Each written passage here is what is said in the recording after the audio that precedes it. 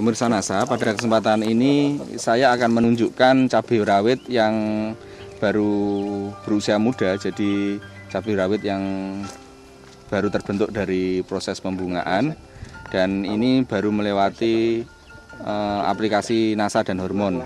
Kita lihat di sini, ya, inilah yang membuktikan kerja dari pupuk NASA dan hormon, di mana dalam satu tangkai ini kita lihat bahwa pembentukan buah dari cabai rawitnya ini sangat luar biasa sekali.